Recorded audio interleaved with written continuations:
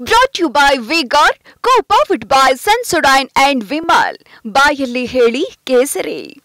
Associate sponsor UltraTech cement. H D Revanna ವಿರುದ್ಧ ಮಹಿಳೆ ಅಪಹರಣ ಮಾಡಿರುವಂತಹ ಆರೋಪ ಪ್ರಕರಣಕ್ಕೆ ಸಂಬಂಧಪಟ್ಟಂತೆ ಎಚ್ ಡಿ ರೇವಣ್ಣ ವಿರುದ್ಧ ಕೇಸ್ ದಾಖಲಾಗಿದೆ. ಐಪಿಸಿ ಸೆಕ್ಷನ್ 364 ಬಾರಿಯೇ 365 34ರ ಅಡಿಯಲ್ಲಿ ಕೇಸ್ ದಾಖಲಾಗಿರೋದು. ಚುನಾವಣೆ ದಿನ ಬೆಳಗ್ಗೆ ನಮ್ಮ ತಾಯಿಯನ್ನ ಕರೆತಂದು ಬಿಟ್ಟರು, ಭವಾನಿ ರೇವಣ್ಣ ಕರೀತಾ ಇದ್ದಾರೆ ಅಂತ ಹೇಳಿ ಕರೆದೊಯ್ದಿದ್ದಾರೆ, ಅಪಹರಣ ಮಾಡಿದ್ದಾರೆ ಅಂತ ಪುತ್ರ ಈಗ ಆರೋಪ ಮಾಡಿರೋದು. ಚುನಾವಣೆ ದಿನ ಬೆಳಗ್ಗೆ ತಾಯಿಯನ್ನ ಕರ್ಕೊಂಡು ಬಂದ್ಬಿಟ್ರು.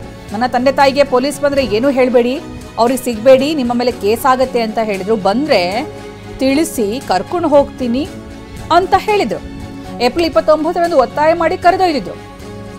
ಸತೀಶ್ ಅವರ ಬೈಕಲ್ಲಿ ಕರ್ಕೊಂಡು ಹೋದ್ರು. ನನ್ನ ತಾಯಿಯನ್ನ ಎಲ್ಲಿ ಕರ್ಕೊಂಡು ಹೋದ್ರು ಗೊತ್ತಿಲ್ಲ ಅಂತ ಇಲ್ಲಿ ಆ ಸಂತ್ರಸ್ತ ಮಹಿಳೆಯ ಪುತ್ರ ಆರೋಪ ಮಾಡ್ತಾ ಇರೋದು.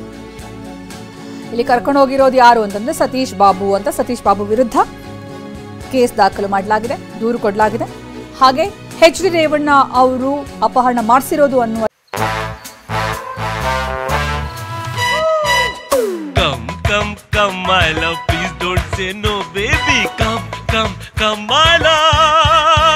V-Guard ನ air coolers extra large cooling pad ನೊಂದಿಗೆ ಇದು ಎಂತೆಂಥವರನ್ನು ಕೂಲ್ ಆಗಿಸುತ್ತೆ. V-Guard air coolers, long lasting cooling.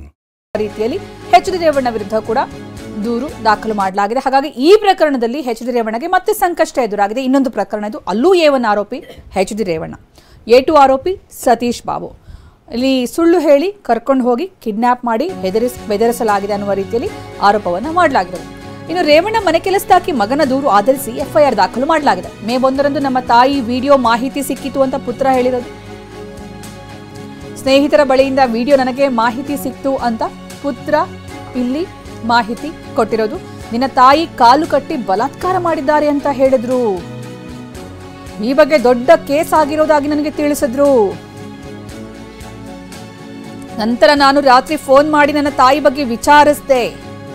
ಇದು ಪುತ್ರ ಅಳಲು ತೋಡ್ಕೊಂಡಿರೋದು. ಪೊಲೀಸರ ಬಳಿಯಲ್ಲಿ ದೂರು ದಾಖಲು ಮಾಡಿರೋದು. ನನ್ನ ತಾಯಿಯನ್ನ ವಾಪಸ್ ಕರ್ಕೊಂಡು ಬರುವಂತೆ ಹೇಳಿದೆ, ಹೆದರಿಸಿ ಒತ್ತಾಯವಾಗಿ ಕರ್ಕೊಂಡು ಹೋಗಿ ಕೂಡಿ ಹಾಕಿದ್ದಾರೆ ಅಂತ ಗಂಭೀರ ಆರೋಪವನ್ನ ಪುತ್ರ ಮಾಡಿದ್ದಾರೆ. ಎಚ್ ಡಿ ರೇವಣ್ಣ ವಿರುದ್ಧ ಪ್ರಕರಣ ದಾಖಲಿಸುವಂತೆ ದೂರು ನೀಡಲಾಗಿದೆ.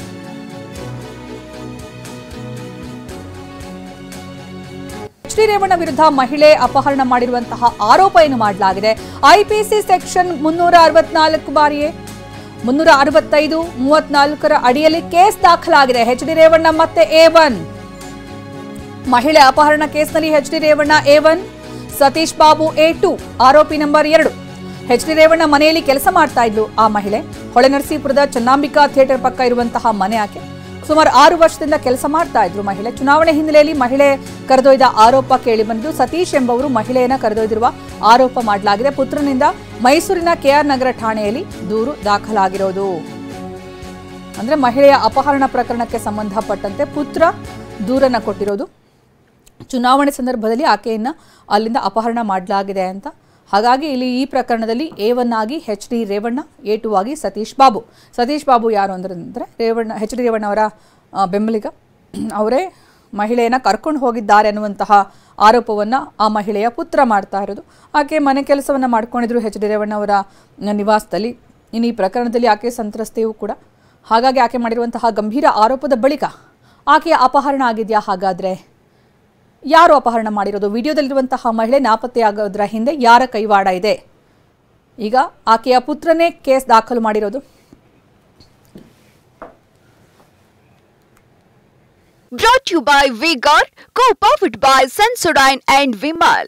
ಬಾಯಲ್ಲಿ ಹೇಳಿ ಕೇಸರಿ. Associate sponsor UltraTech cement.